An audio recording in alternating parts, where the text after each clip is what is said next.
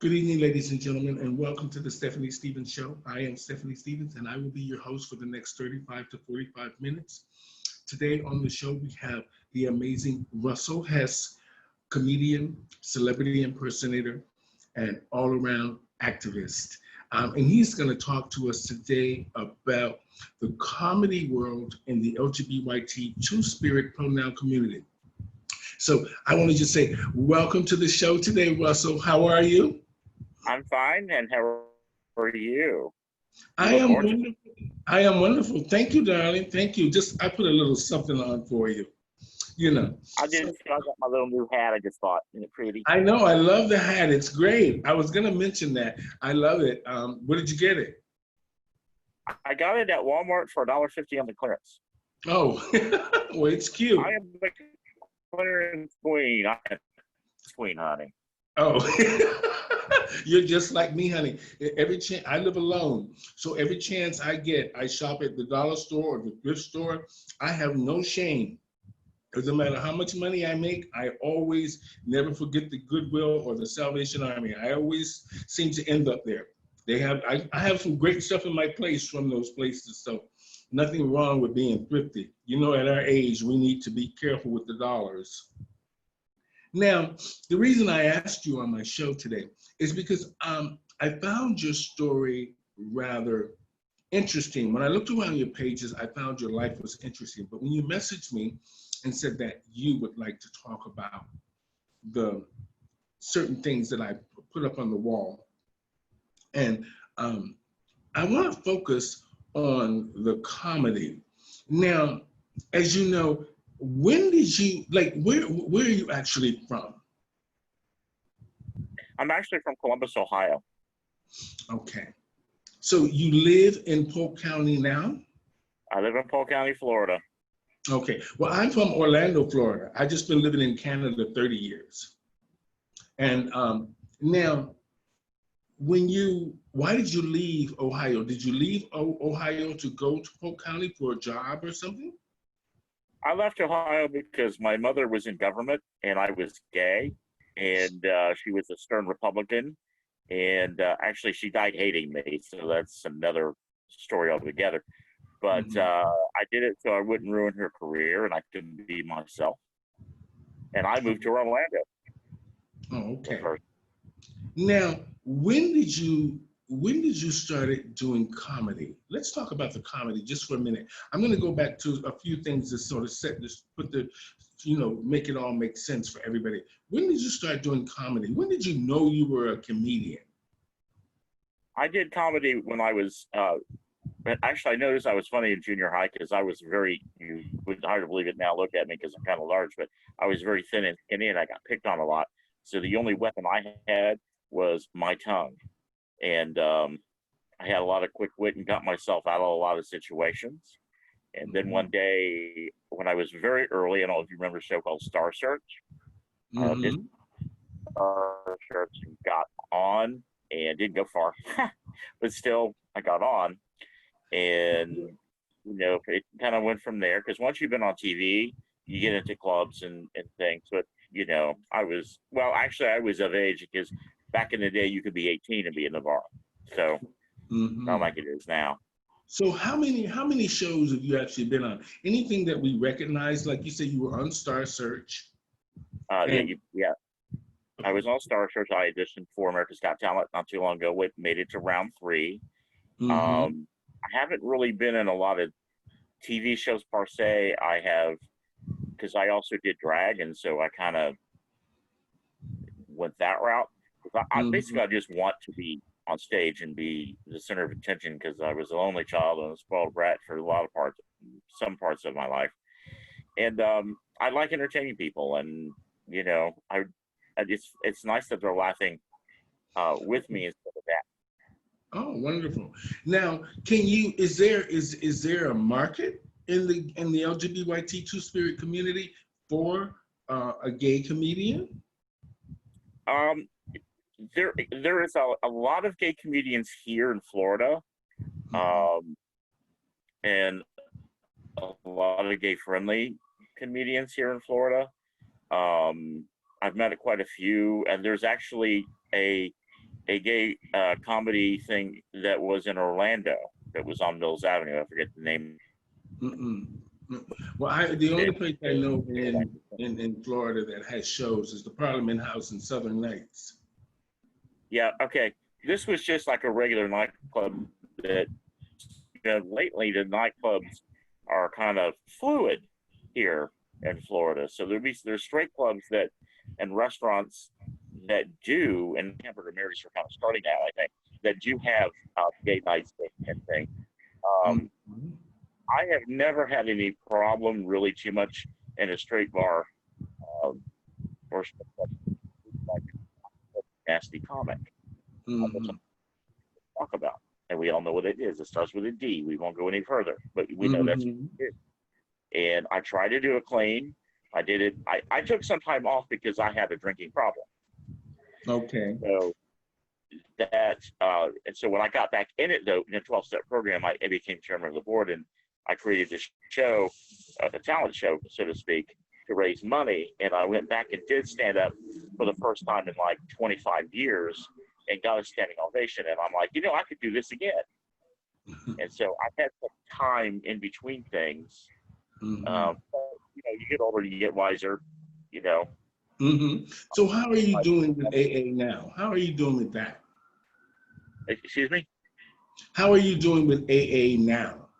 I am out of AA. Okay. I have got one person that has learned that they can drink sociably. Mm-hmm. I went through therapy and found out really why I was drinking. And once that got thick, I don't tempt it, but I will maybe have 4 drinks a month. Mm-hmm. Wonderful. Well, in the entertainment field, and mainly in the LGBTQ community, we do everything, we celebrate everything with drinking, and sometimes drinking too much and partying a little bit too much, but it's okay. It's great that you went and got help and things are good. Now, so are you working now, doing comedy anywhere?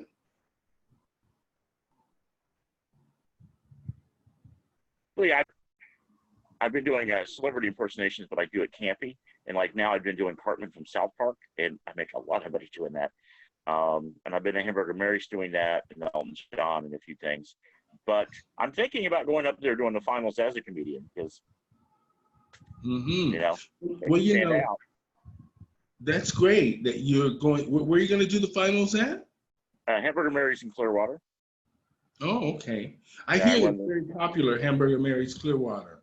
Yeah, it's very popular. Everybody's been. It feels like a second home. My bar I go to is City Side in Tampa. I'm what they call just like royalty, and I started doing comedy there, and then I kind of took it and did different things. But after I got out to City Side, the reason I brought that up is because there's a good friend of mine named Flame Monroe. She's a transsexual. Well, the gay community in around the world she's having some issues with them because she has 2 children, and she sort of during the day she kind of lives and looks, like a male, even though she has the aesthetics of a woman, and in the community has a problem with her speaking on their behalves of the trans community in comedy with the way she does the skits, meaning she's focusing on the ideas coming from a transsexual's point of view. That was the reason I asked you, is because I want to know if you heard of her, because she's doing really well in the comedy world. And I actually spoke to her a couple of times. She watched a lot of my shows. She thinks I'm very funny. And I told her that I started my career emceeing most shows. I always did drag very easily, but I'm very good on the microphone. And we were trying to put together maybe a trans comedy troupe, or review not in a small sense, not the kings of comedy or the queens of comedy. So this was another reason I reached out to you, is because I knew you were part of the LGBTQ Two-Spirit pronoun community. Now, I see that you've been married for 30 years. Yes. 5 legal. How does that affect your career? I gave up doing shows originally, especially because I was a drag queen originally, and I did the comedian part because honestly, it made me a better host, and also it was good money. I got paid that, but he got jealous and possessive a little bit because people were touching me inappropriately. They did that back in the 90s, 80s. You know, and I'm like, look, it's part of the act. You got to get over that. But you know, I loved him, and but I'm back now, and he's settled it fine. There's a, you know, look, we've been together 30 years, okay? Ain't nobody taking me away from him, you know, and I'm not going anywhere. So well, you know, that's a good thing secure. that you you show the world that the LGBTQ Two-Spirit pronoun community can have solid and loving relationships. It's good to see that he supports you, but sometimes the touching and all of that, we understand that it's inappropriate, but sometimes it just comes with the business and how you deal with things. And it's good that you handle it in an adult way. I always do that. Before most of my relationships I've had were long relationships. So working in the bars constantly, I always seem to have had an argument with whoever I was involved with because they didn't like people touching me or talking to me. But aesthetically, when you look like a woman and men are just drawn to you, gay men are drawn to pretty things, straight men are drawn to pretty things. People are drawn to pretty things or things that they think are pretty. So it's easy for you to get laid or find somebody that'll buy you a drink or take care of you in a sense. And now, how do you find Polk County for the LGBT community? How is that? What kind of county is that? Is it a supportive county?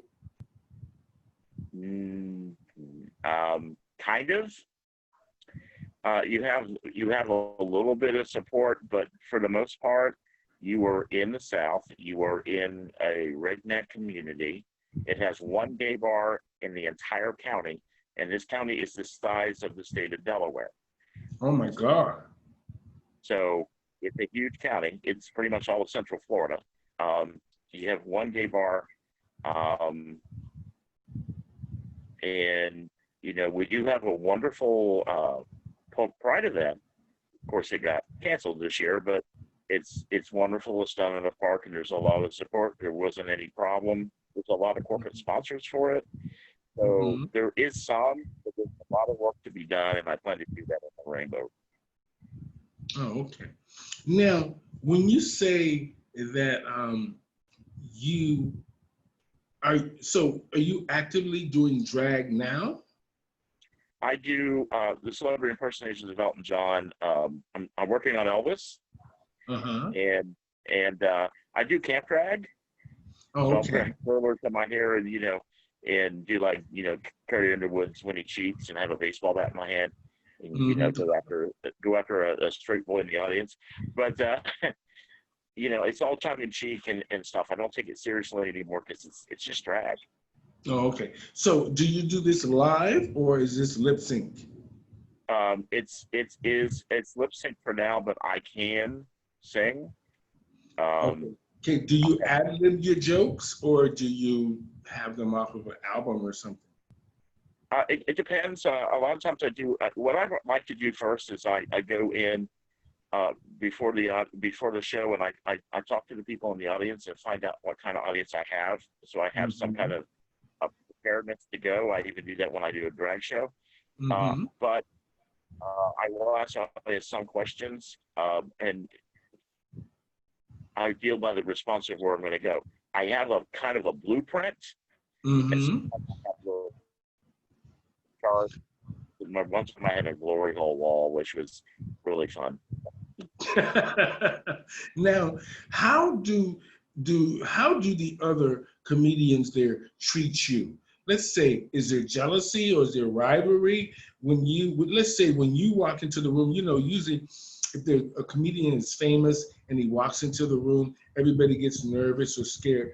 Do you guys work together? Do you embrace each other? Or is there a real competition? We embrace each other, and then each time I walk in the room, I get respect. Oh, okay. Now, I know that you told me that you were abused sexually.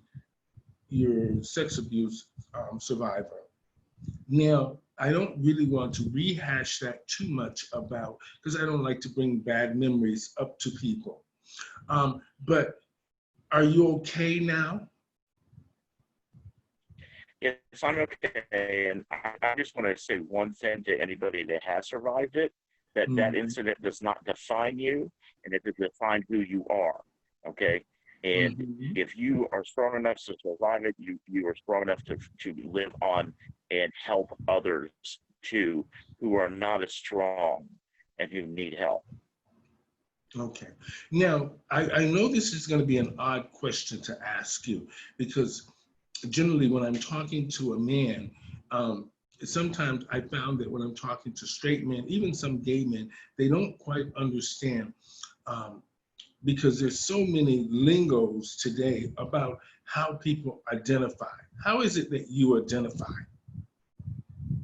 I identify myself as human. Okay. To be perfectly honest, I'm a gay man. I don't have any problem being called gay.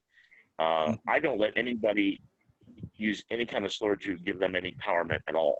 Okay, it's just, to me, it's just a word, and it shows their ignorance, not who I am. It shows who they are, and I'm kind of happy that people, if they're going to feel that way, tell me up front, so I don't waste my time with you anymore. Okay. Now I see that you produced a couple of different shows, Bling, and you were the chairman of the Rainbow Room. Now, what is the Rainbow Room and what is Bling? What were those shows? Okay, Bling is a drag show with a lot of bling. That's usually with celebrity impersonation. That sounds like me. I love Bling. A couple of those. Yeah, hi. Are you Dionne Warwick, girl? Oh, hi. Right. That's so awesome. If I do digital Bling, which I'm thinking about, I'm gonna hook you up. I'm gonna, can you come on and give me some of that? Okay. I usually host if I do Elton, and then I had somebody do Michael Jackson, and somebody does Lady Gaga and all this other stuff. And I hosted my own benefit for Mr. Paul Pride as a Bling show, and I did something called Pridesgiving, which we did for the Rainbow Room, which is a nonprofit that helps the LGBT community here in Polk County that gets overlooked, like the homeless youth and the older generation that tends to get overlooked and swept under the rug. And so we're here to help them out and make sure that they have food, they have things that they do need, health care. Well, that's and also I like to assist in also if they have substance abuse, because I know that even though I'm not in the 12-step program now, that program did save my life because it taught me how to live. And I don't need to be drunk or stoned. I never really had a problem with drugs. I don't need to be drunk all the time now to be happy. As a matter of fact, I prefer to go and make myself sober because I know I'm like, especially when I go in a competition, because I'm going, you know what, I beat you and I did it sober. And that's a big deal for me. I did it sober. Now, sometimes I'll have a shot of Southern Comfort right before I get up if I'm really nervous, but I'm not that nervous anymore. I'm not that nervous. I developed people follow me to Clearwater. I just got a gig in Ocala. People are going to follow me there. So not only can I entertain people, but the club owners, I'm bringing you people that are buying your drinks and your food. So, that makes me more marketable. And I'm wrenching out of my comfort zone a little bit now. So, who knows what I'm going to create next. Well, it's like I said, it's great that sometimes it took me a long time not to shop until I fall out. And then my parents, before they died, I missed them. They said, you got to have some balance. So when you get a little bit older, you have some money left for your old age and your security.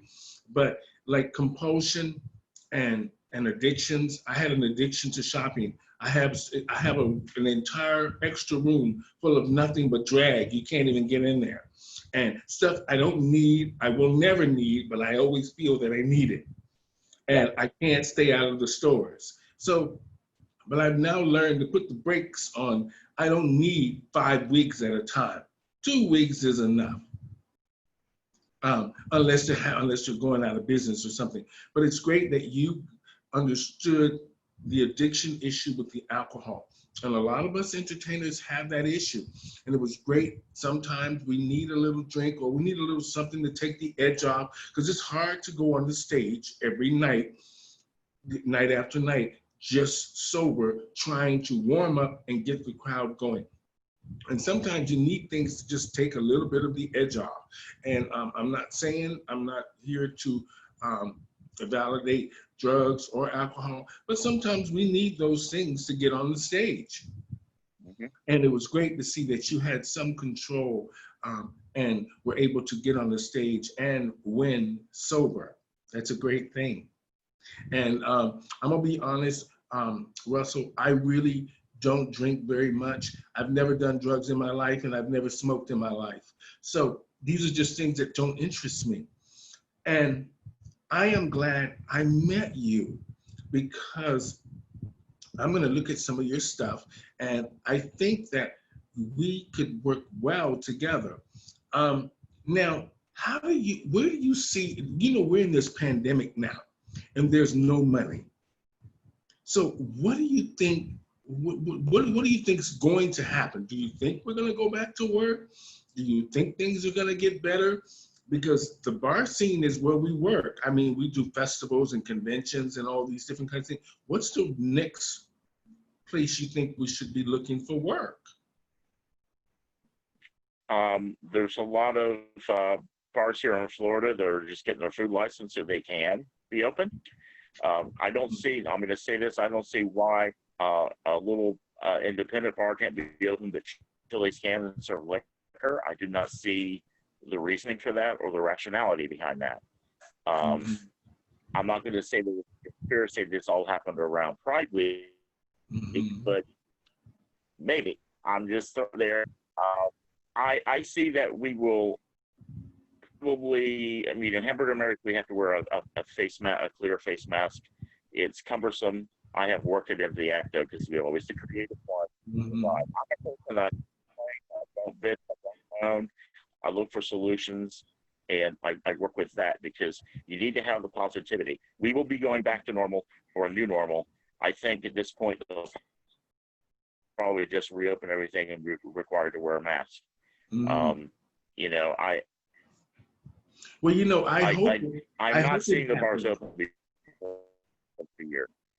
Oh, okay. And, I hope it happens, because we got a lot of holidays coming up. somebody got to pay the bills. Yeah. So I mean, I need my credit. we got to open these businesses back up. I don't have to do too much, but I do have to work. You know what I mean? To do a little bit. I mean, I have to do Uh-huh. a little something. I don't have to worry about, the roof over my head, thank God, but I need to, have money for other things. Um, and being, it's this, I feel so sorry for the girls who really rely on just drag or being an entertainer for their livelihood. It's a scary time. And mainly those dollars that we would be getting during the show, those tips, that is grocery money for some of us, and and light bill money, and phone bill money. That must be really hurting the girls real bad. So I hope they figure this coronavirus out. I really do believe we should have a vaccine, because I think if we go into the winter months, we're going to have a real problem. Yeah, I just say too though that I'm really grateful for the digital shows I've been doing. I actually Hmm. did a show for Wisconsin. It is not only on their digital show, they put me on their screen Oh. with my and stuff.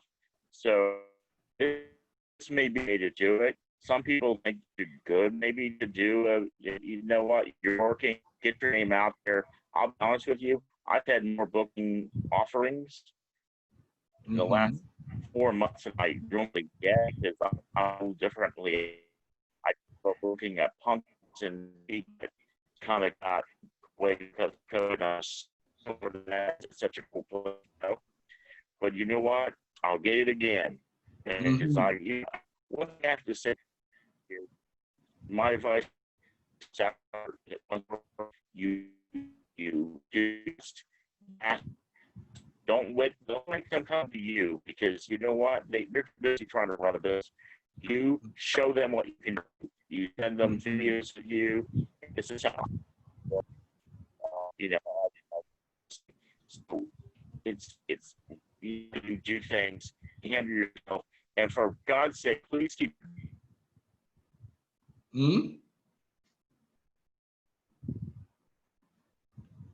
Are you there?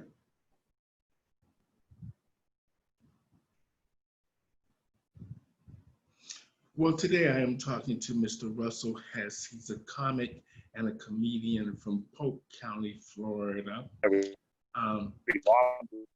I'm here. And too. Can you hear me? I think it was a solar flare. Yeah, can you hear me? I can hear you. Oh. I can't see you, but I can hear you. So, you know, it's a good thing that we're going back to work a little bit now, and hopefully things will get better down the road for us all. And you know, I'm glad that you've overcome a lot of the things that you have overcome, and you're making it work. I love the idea of the virtual shows. But you know, I hope the girls have learned so much from the beginning of doing the virtual shows until now, because I just find that if you do drag in your living room, it just looks kind of silly, mainly if Facebook mutes your music. But for some reason, they seem to have come to some kind of an understanding to where they let some of the song play and then they mute it. So, which is, I guess, is in all fairness, because the artists deserve to be paid for their work, just like we deserve to be paid for our work.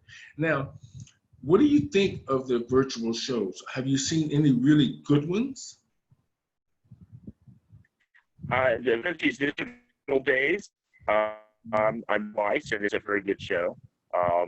I've done some shows digital, but just a lot of people just independent out doing their own thing. I used to claim music, that usually promoted. And also we have Power Infinity's Queen of the Night. There's stuff that's on that. It's very good. So we have a lot of choices, and I'm sure there's hundreds out there I'm not aware of, but you know, there's a lot of places you can go. It's just about keeping your name out there.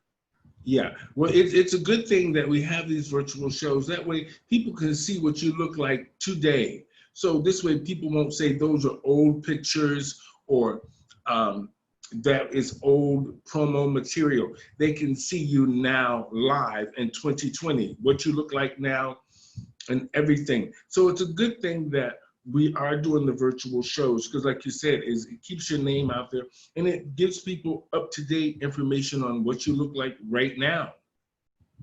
So, yeah, and we know you can't be as funny or as fabulous as you would want to be if you were on a real stage with lighting and all of this stuff. So we understand that. Now, I went out and got the lighting. I went out and bought some sound equipment just so it could do better. Now, you said, when you first said that you were doing your comedy, did you ever seek out an agent? They seek you out. Like if you're on Star Search or something, they will seek you out. So how was your? Most of them are. Were you with Star Search? Were you with Ed McMahon? With a man, yeah. I made it through the auditions, Mm-hmm. and it would be to me to say, Oh, well, and it then was. they were like trying to choose one that one and then went on TV. Mhm. Well, it must have been a great experience being on that stage. Yes, it did. And it was, and it was an experience audition for American Talent, not like my WrestleMania name.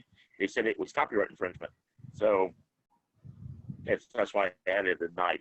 Well, my drag name was Tuesday Night back in the Oh, day. Tuesday That's night. why Oh, I that's a said great Tuesday Night. name. Tuesday night. I love that. Yeah, I spelled it differently so it looked like a name on a marquee, but I named after Chen Great Night. Have you ever done any of the pageants? Have you ever done Miss Continental or any of those? I didn't. I do any of that. I've done some awards, and actually, I am last money from the Parliament House. Oh, you did the. Oh, how did you do? Last one. They stopped doing it after me. I guess I broke the mold. Well, that's good. Danced around like a bear in a bun suit. No. Now, I know Darcel Stevens and Giselle Barbie Royale, and I used to know. I don't know if you ever went to the Parliament House back in the days. I mean, I don't look it, but I'm 60 years old, and I've been doing drag 31 years. And I was back in the days before I came to Canada. I used to hang out with Miss P, Von Gretchen, Latisha Chevron. Who's the other one? There's so many from the Parliament House that I used to Lori hang Del out Mar, with. Who? Lori Del Mar, Rusty Oh, Lori Fawcett, Del Mar. Chris Oh my Cross. God, Lori Del Mar. Oh my God. Well, she was the first host before Miss P, right? Yeah. And then of course they had Von Gretchen there, and they had the one that had the wooden leg, Apple Love. You remember her? Apple Love. I think that's when I kind of moved to Polk County because I lived in room 118 at the Parliament House for years. Oh, really? Did you know what's his name? The comedian Yeah. there from the Parliament House, Chris Cross. Yes, I know Chris Cross. Chris Cross gave me my first break. Oh. I was I was a little petite little thing, and actually they put me in a talent show, and a couple of lesbians saw me and decided to sponsor me, and took me to Lily Rubin and bought me an evening gown. Oh my God. I was like, hi, I was there. I love Chris Cross. I love her, and I love Rusty Fawcett. And the drag mom was Geraldine Jones. Oh, okay. Mr. Willie Tillman. Now, I used to. Next door to me. Oh, really? I used to hang out so much at the Parliament House. My parents, we had a big house in Winter Park, and I used to, and then we got another house in Pine Hills, so I was close. I wasn't too far, a few miles, 10, 12 miles. I think I was from the Parliament House, and I used to go all the time, and I used to hang out sometimes in that back bar there, that country and western little thing they had there, where they sold back in there. Silver Spurs. Oh. Oh, back then I was something else, and I wasn't thinking about being a woman at the time. But the Parliament House brings back great memories, mainly by the pool and that little patio they have in the back of the Parliament House, where everybody smokes and hangs out back there. Yeah. By the piano bar, that door you go through into the outside where everybody smokes. Yeah. Well, it used to be there years ago. And I remember all those, Parliament House was great for that. And the Orange Grove where everybody parked all their cars. Yeah. Yeah, I think about all that all the time and how great those days were. Russell, it was great talking to you, and you've shed a lot of light on our lives, and hopefully we will get to work together and do something down there in Florida or wherever. And because there's not much happening up here in Toronto, because even the entire entertainment, all the theaters are closed, all the dancers are out, everything's out of work here. And plus our gay community has depleted, it's just gone to like 2 bars or 3 bars. So, and they're right next to each other. So, and now they're getting ready to put condos in one of the most popular bars spots. So we really don't have much of anything going on in Toronto anymore. So I'm looking to be traveling when all of this pandemic is over, or when the restrictions are lifted. So hopefully we will get to work together, Mr. Russell. Oh, I love it. I even have something like, if you can do Tina Turner, I can be Elton John, and we can do The Bitches Back.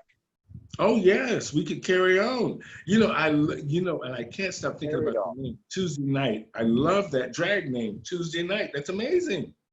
It is. Well, it's just that drink out at the apartment house. You remember that? Yes. Everybody got drunk. $2, I was drunk. I lived there. So I didn't have to worry about driving home. And let me tell you something, though. I never left that bar alone. I'm just saying. Well, the Parliament House is known for beautiful boys. So that was a good thing. Well, I'm going to let you go. And I just want to say thank you so much, sir, for the little insight on it. Now, if people want to reach you, how do we reach you? Like if you want people to book you or see what you do, so you have a YouTube channel or Facebook channel and all that? Yeah, just the WrestleMania night, or just Russell Hess, and I'll hook them up. They can just go on my Facebook, and I'll hook them up. Okay, well, just send me a link. Send me a link, and I'll put it in our promo. Okay. And I appreciate you too. It's been an honor that you let me on this and let me share my little war stories. I appreciate that. Well, you're welcome anytime, Russell Hess. Ladies and gentlemen, on the show today, I had Mr. Russell Hess, comic, celebrity impersonator, drag name Tuesday Night. Oh, I love that.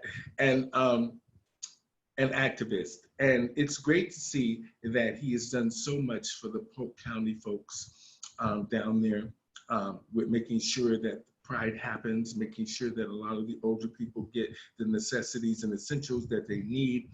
And it's great to see that he's been in a 30-year relationship with a partner, and things are going well, and he's reaching out now to do his comedy across the world.